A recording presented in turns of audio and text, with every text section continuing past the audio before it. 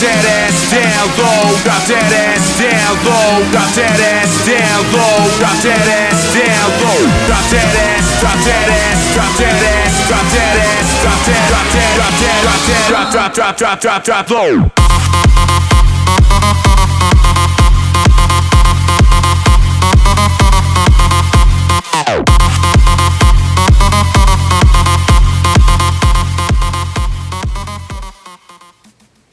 Hey everybody, this is CLD Services.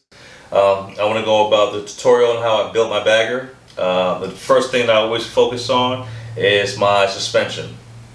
When I first got my bike, I rode it for a year. You want to get the feel of it. You want to feel how factory feels because you need a baseline on how a bike rides. The first thing I did do before I really got the chance to feel the bike is my handlebars. That was a must. I had to have my handlebars. I had to have my apes. I love apes. It's comfortable for me. It keeps my back straight. My arms and shoulders are relaxed despite the visual look that you guys assume is not comfortable. It is. Until you get on one, you will not understand or you won't know. And if you have been on one and you don't like it, that's okay. That's just not your style. But majority of us guys out there ride them.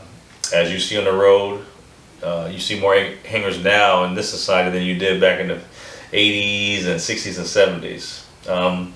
So when you go about saying suspension, handlebars, get that done, ride it for a year, get to know what the baseline is, then you can decide what kind of air ride or spring ride you want. The reason why I say that because depending on what bagger kits you want or what bagger options you have to figure out where it is best located as far as your terrain. I live around Blue Ridge Parkway in Virginia, so I can't get the down and out, I can't get the 6-inch extended bags. I could, but I'd be a little bit nervous. So I went with the 4-inch extended bags.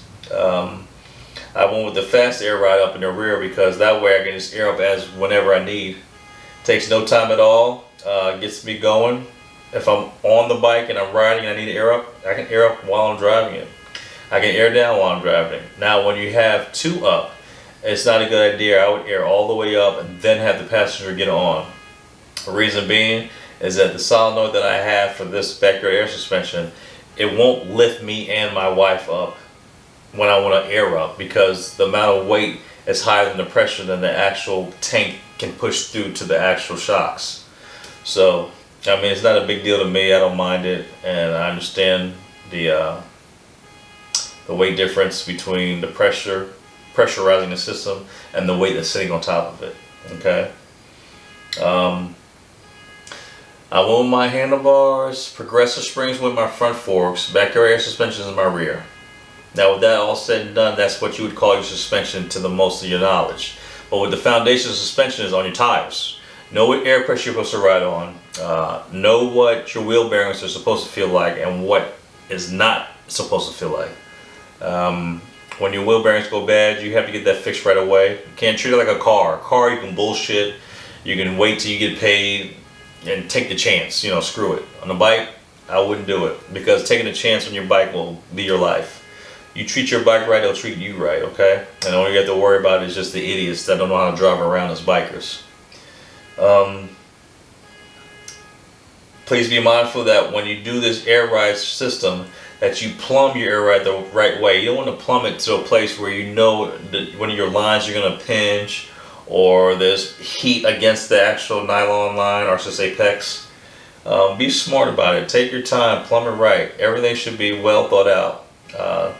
Know the separation between your swing arm and the rest of your body. Like, pay close attention. And if you can't do it or don't want to do it, get somebody else to do it. Don't pretend like, you know, pride is the fertilizer of ignorance. Don't creep on your bike trying to do it the best way you can and not really feeling confident within that, because it can cost you your life. Make sure your tire pressure is good. Make sure your tread's good. Make sure you know your wheel bearing. If you have spokes, know whether or not your wheels need to be true or not. If you don't know, take it to somebody that knows how to do it. Take it to the shop. Don't be cheap. Cheap will cost you more than you realize. This is not the lifestyle you want to be cheap in. If you're cheap with this bike lifestyle, it can bite you. It can kill you. Be mindful. Don't be scared to ask questions. I don't know it all. I'm still learning as I go. And, you know, ask all the other guys out there. These guys have these forums for every individual bike. It's the best thing ever. Any questions or ideas that I might have needed, I pulled most of them from my forum. How to jet my bike, how to put a fuel processor in, or what fuel processor is best for that type of bike. Be real smart about it. Don't get discouraged, because of course you're gonna see those trolls that get on there and waste all of our time. But when you get past the trolling, you will learn a wealth of information that you will never lose, and you'll gain some friends that you will never hold dearer to you, because you can call them up anytime, email them anytime, FaceTime them, and you know, the one passion we all share is our bike. And when you have the same bike, hell, that helps a lot more too. But this is it for suspension part about it. I hope you guys enjoy the video. Thank you.